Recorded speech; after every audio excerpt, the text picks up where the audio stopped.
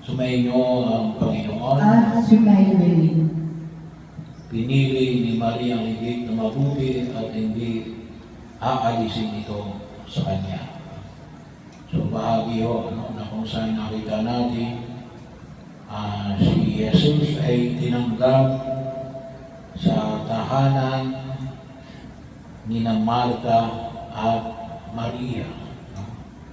Bahagi ho, hindi lang binahagi rito kung kaano katagal. Pero tinanggap sa kahanan nila. Bahagi yun na kung saan ay makita ko natin na sabi nga rito ay yung kahalagahan na pakikipag-usap. Maliwanag din naman na kung saan ay dito ay pinamamanit din wala tayo sa maraming bagay. Pinalalahanan tayo ng may kapal. Kaya po ngayon, lalo stress po ng buhay. Marami kasi tayo ngayong pinag-aabalaan. Mas marami kayong pinag-aabalaan, mas marami kayong stress na makikita. Kaya na bahagi rin mo ng pagkipos na kung saan ay makita mo natin yung kahalagahan na ipinamahid ni Jesus kay Marta. Yung pinili ni Marta. Kaya yung mahalaga, ang tawag ng Quran dito ay ora et labora. Prayer and work. Prayer and work. Ito ay lalong-lalong nakita ko natin sa mga kapatid natin at mga, ang tawagin po natin ay mga monge at mongha. Sino sa inyo nakapunta na sa foreplay, dyan sa Kabuyaw, hindi kaya ay dyan sa Carmelite ng San Pablo, nakapunta na ako kayo doon, Carmelite ng San Pablo. So, yung mga kutawagin natin yung mga ang inilalaan nila yung kanilang panalangin para sa ang kanilang buhay sa panalangin sa loob ng sulok ng kumbento, hindi sila lumalabas. Yung pong nakapunta rin sa Trappist monk sa Guimaras, hindi kaya dyan sa Malay-Balay. Pero saan tayo dito? Meron tayo dito sa San Pablo at saka dyan sa Portland, sa Kabuyaw. Yung kanilang sistema ay prayer and work.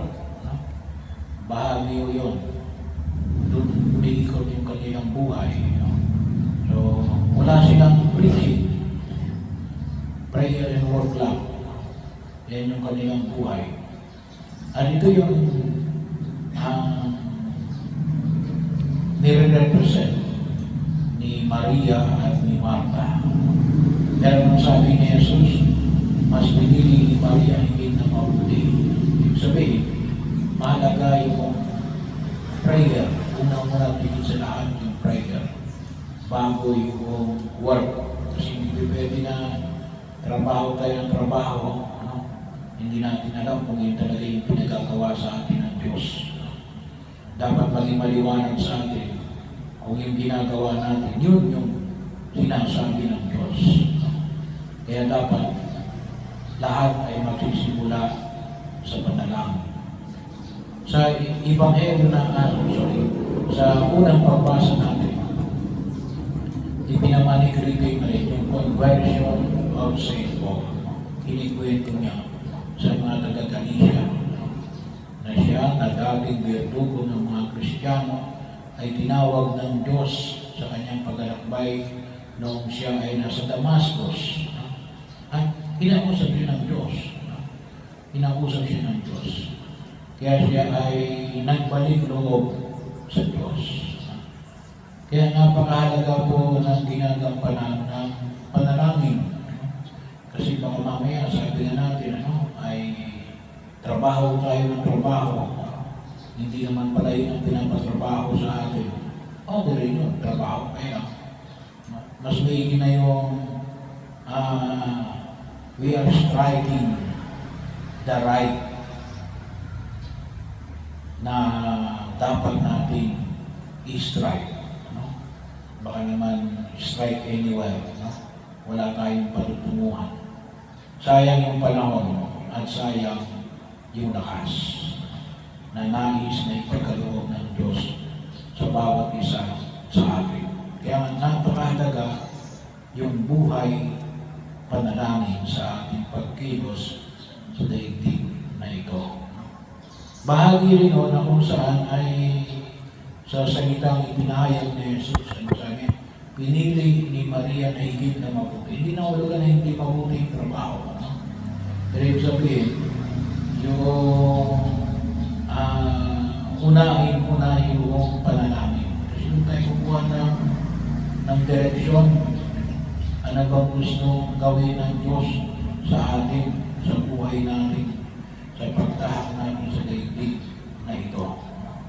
Makita ko natin, napakahalaga yung patuloy na pag-ipag-usap natin sa Diyos. At para kay San Pablo, yun ang kanya na nakita. Mali yung kanyang pinag-uusig.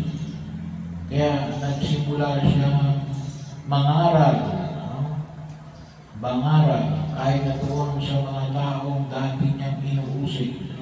Hindi yung madali yun. Napakahirap no. Yung mga taong gusto mong patayin ay ipangangaralan mo, ay yun ay pumapasok dito yung alin, yung life and death. Mangaral ka ng kapayapaan sa mga taong gusto mong patayin mo muna, ay that is, tawagin na natin, ay pwede rin yung suicide. Siguro kung nasa natumpara kayo ng sinabi ni Jesus, maging tupas kita ng mga asong bubak. Pero bahagi yun na kung saan ay sawa po, makita natin yung patuloy natin pagingin ng direksyon sa ating pagkilos sa daigdig na ito. Kaya nga po, sabi mo, simula kahapon, piyesta po ng Holy Rosary kahapon. Isa po sa panalangin natin na ginagamit ay ang pagdarasal ng Santo Rosario. Nawa po ay huwag makalimot at sana po ay maituro natin sa mga susunod na henerasyon. So, sabi na natin, bakit tayo paulit-ulit? Hindi paulit-ulit.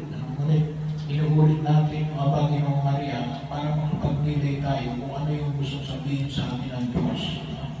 Lalong-lalo na sa pagninilay natin ng kanyang mga misteryo. At bahagi rin ng kataon, hindi ko lang alam kung bakit pinili ng mga Hamas na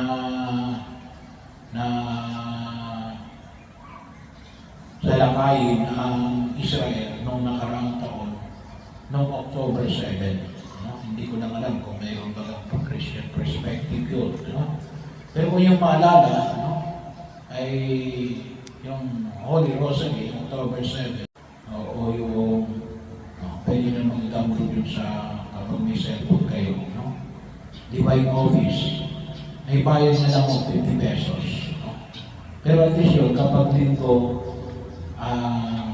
or solemnity, may awit, pwede yun ang sabayan. So, yun yung ilan lamang sa mga tinatawag natin official prayer of the church. Kaya bahagi yun na kung saan ay makita natin. Yung sarili mong prayer, pwede yun. Kaya yung mga prayer na dinadasan natin sa simbahan, that is official prayer of the church. Hindi natin dinadasan lang doon simply because gawa-gawa lang natin. You could make your own as a personal prayer. Pero kapag sinabi natin yung mga official prayer of the church, hindi na ikaw nagdarasal. Ang buong simbahan ay kasama mo sa panalangin. Bahagi rin